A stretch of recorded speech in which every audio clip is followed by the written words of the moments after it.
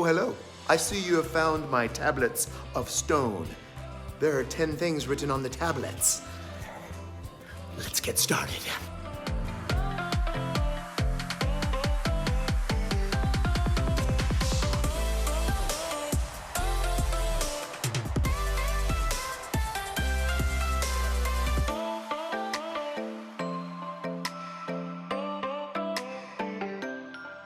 All right, guys, we're talking about the 10 Commandments today in Exodus chapter 19 through 20. I'm gonna try to have it make a little more sense than it did when I was a kid.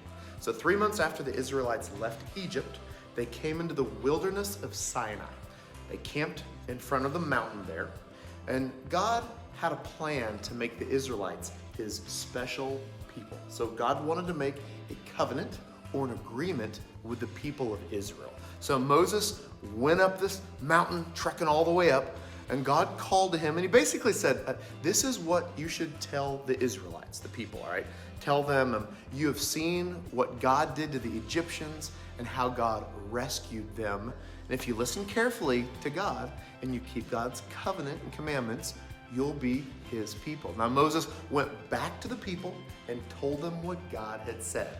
All the people responded together. Yeah, we'll do all that the Lord has spoken. Woo! Right? So Moses went back to the Lord, and the Lord said to Moses, I'm gonna come to you in a thick cloud, right?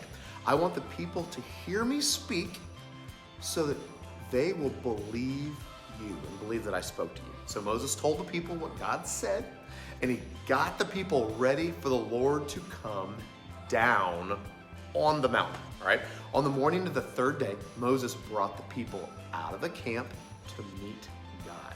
See, they stood at the foot of this mountain, right? Only Moses is heading up. So God came down on Mount Sinai in a fire, and this smoke covered the mountain, all right? The mountain shook, and the sound of trumpets got louder and louder, and God said, I am the Lord your God, who brought you out of the land of Egypt. This is my God voice.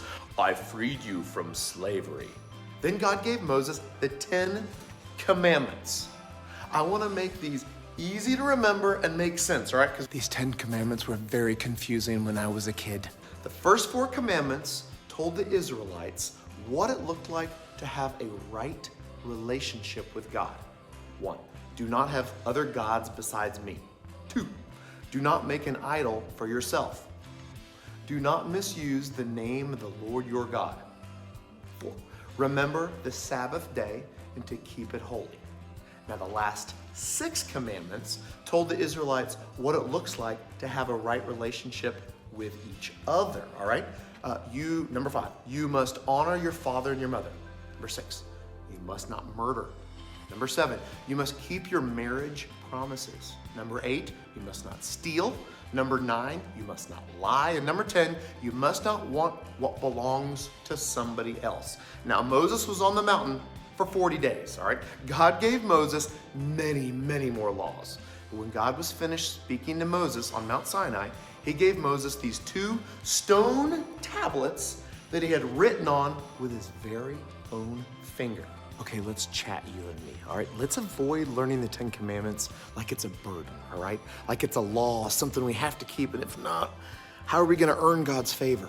Not how it works. See, God's rules are good and are meant to help us, but the Bible is clear that we're all sinful and fall short of God's standards for holiness. We're not perfect. And listen, if we try to stay perfect and only do good things and that's how we get to heaven, we got it wrong, all right?